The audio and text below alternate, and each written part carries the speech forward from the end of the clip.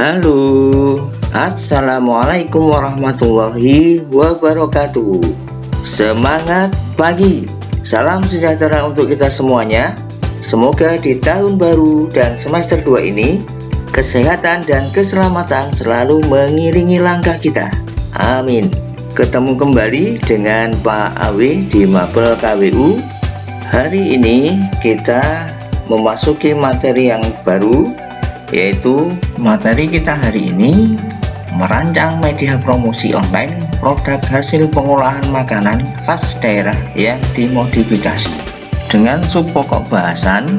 Yang pertama, promosi; kedua, tujuan promosi; ketiga, fungsi promosi; dan yang keempat, jenis promosi.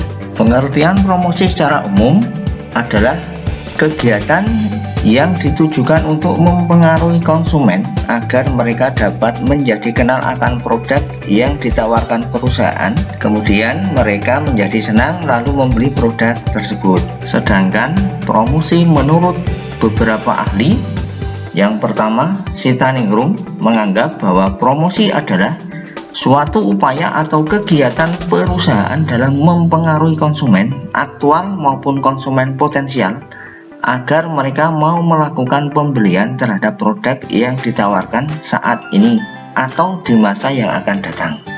Yang kedua, Gito Sudarmo yang menganggap bahwa promosi adalah kegiatan yang ditujukan untuk mempengaruhi konsumen agar mereka dapat menjadi kenal akan produk yang ditawarkan oleh perusahaan kepada mereka dan kemudian mereka menjadi senang lalu membeli produk tersebut.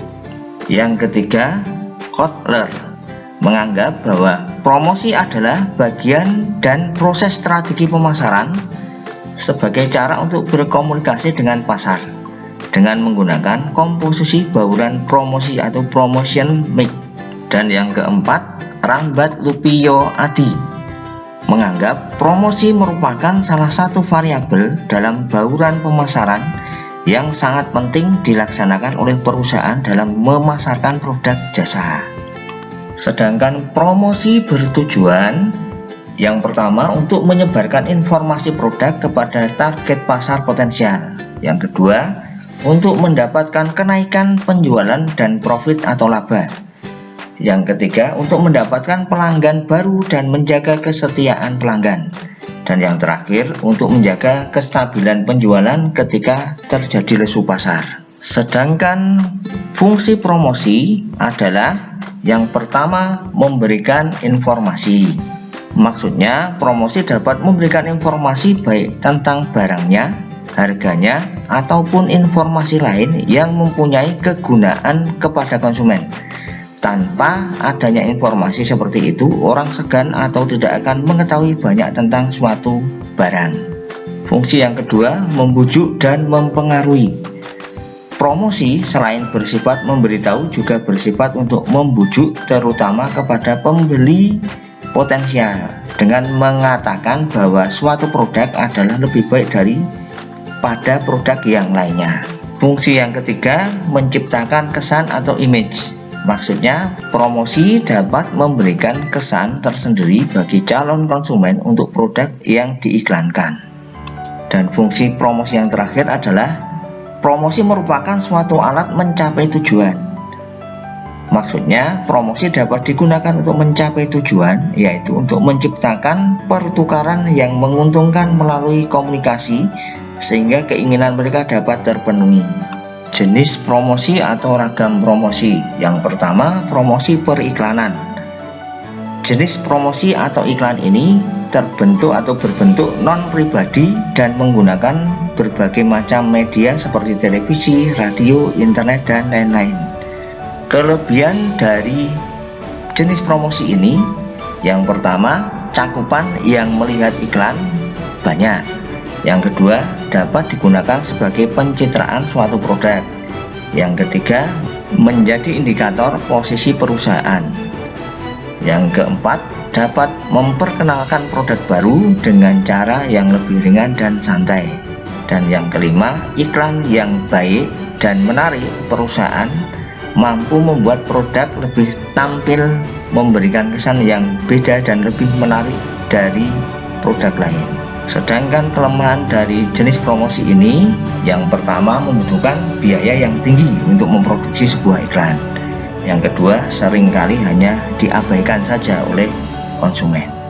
Jenis promosi yang kedua adalah penjualan tatap muka. Merupakan salah satu jenis promosi yang dilakukan secara langsung mendatangi konsumen. Cara biasa digunakan para penjual untuk mempengaruhi konsumen agar melakukan pembelian. Kelebihan model promosi ini adalah yang pertama, terjadinya komunikasi dua arah dengan calon konsumen dan sales representatif. Yang kedua, calon konsumen mendapatkan segala informasi yang diperlukan dengan menanyakan segala hal yang ingin diketahui kepada sales representatif. Yang ketiga, calon konsumen biasanya berakhir dengan terpaksa membeli produk tersebut. Dan yang keempat, pencitraan produk akan lebih baik dengan sales representatif yang handal. Sedangkan kekurangan jenis promosi ini, yang pertama tentu saja menguras waktu dan tenaga yang sangat banyak, beralih dari calon konsumen yang satu ke calon konsumen lainnya. Yang kedua, seringkali setelah penjelasan yang panjang lebar, calon konsumen pergi dan tidak menjadi membeli. Yang ketiga, membutuhkan banyak sales representatif yang handal.